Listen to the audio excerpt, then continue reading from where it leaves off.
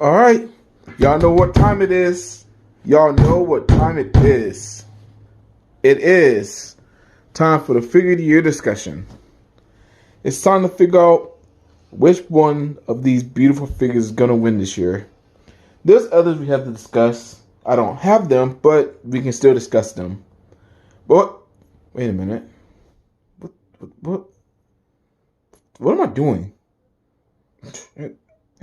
What? I forgot all about him. Jesus. All right, well, I'll get out the way. Because this is his review. Haha.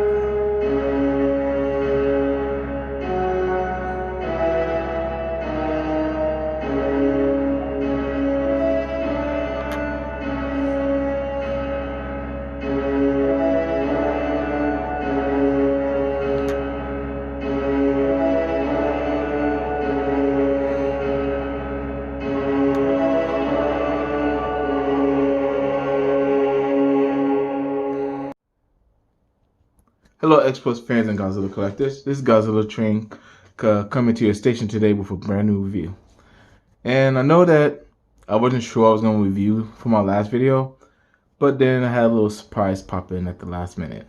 So, today we're going to be reviewing the X-Plus 2004 30cm gigan from the movie Godzilla Final Wars.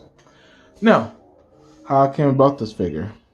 So, as usual, I'm just scrolling through the X-Plus Collectors group as always. No one don't need to find anything, but of course I want to hear people's opinions on the figure of the year discussion, which I'll probably have one of those coming up soon as well. Seeing if any of my figures I'm looking for just happen to pop up. And this fateful day, Gigan popped up. Now the seller, Chris Mitchell, he was actually selling them for a really good price. And yes, Final War, I do like Final Wars Gigan a lot. It's not one of my favorite characters, but I mean, I love the design of this Gigan. You know, as y'all know, Gigan is one of my favorite villains. And I'm not a huge fan of Final Wars, but this version of Gigan is a neat looking upgrade for Gigan.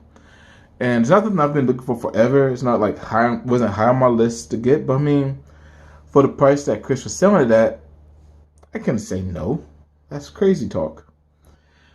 And so with the help of my buddy Thomas Lee, he was able to acquire this for me. And I got this guy sent to me probably about a week or two ago. So I've been kind of studying it, looking it over. And honestly, it's a really good figure. Really nice looking figure. Especially for the price I paid for it. The price I paid for it was probably unbeatable. Like I said, I wasn't looking for anything else to buy this year because, of course, you know, Christmas is coming. Gotta buy presents for my loved ones. But I had to make one more little purchase. But if you watched Kaiju Live yesterday, I didn't stick to that either. But that's another story for another day. But yes, the 2004 Gigan. So as you see, the figure actually looks really accurate to how Gigan looks in the movie as well. And please do me a favor, if you get this figure, be very careful. because this figure is very, very sharp. I cannot describe how many times I've poked myself trying to grab this dang guy. Cause it's like the guy in the movie. He has claws, pinches everywhere you touch, and not all of it is sharp, but the areas that you wouldn't expect to be sharp are actually sharp. Like right back here, these are super sharp. If this was sitting on the top shelf in this film one day, I would be SOL. Cause I'm probably gonna it's gonna puncture something because these are super sharp.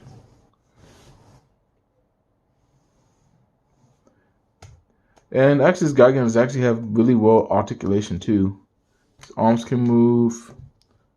His legs can't move too much. His head's pretty stationary. I guess the back of his tail can, no, that can't rotate either. Never mind. So just like most Express figures, articulation isn't board class. But I mean, these aren't toys. These aren't meant to be played with. These are meant for collectors. So it's okay that it doesn't have any articulation. I'm not gonna make a big old fuss about it. And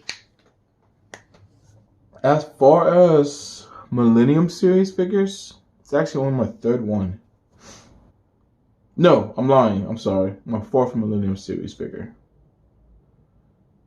Because, of course, I know I did my review on GMK the other day. I also have the 2019 Figure of the Year, 2002 Yuji Sakai, and I have the 2003 Kiyu Rick Edition. And I don't hate the Millennium Series, but it's not my absolute favorite either. That's reserved for another era, but that's again another discussion for another day. But I am really glad I have this figure. So now I just need to find the guys to go with him, because I can't just have this guy again just floating around in space, not having anyone to go up against. So hopefully sooner or later I can find the 2004 Godzilla from X Plus, so I can pair him up with him. Or they can make a 30cm Monster X. That would be pretty dope. But okay, if you give me a quick moment, I'll bring up a few figures and we'll do some size comparisons. And for the first size comparison, it's going to be the 2003 Kiyu. Of course, from the movie Godzilla Tokyo SOS. But the reason I brought him up here is because, of course, y'all all know that Gigan's deemed or dubbed the robot chicken in English for some god awful reason. And I guess these are the two, I guess, meta boys of the Millennium series. And as much as Kiyu rocks, I kind of am curious how Gigan would fare against Kiyu or Mega Godzilla 3. Whichever one y'all call him, it's up to y'all. But as you see, he actually sized up really well with Kiyu. I mean, not movie-wise, I mean, they're obviously not in the same movie, but as far as being next to each other on the shelf or just taking pictures with them, you can see that they're actually practically eye to eye with each other, honestly. They're both good, tall figures.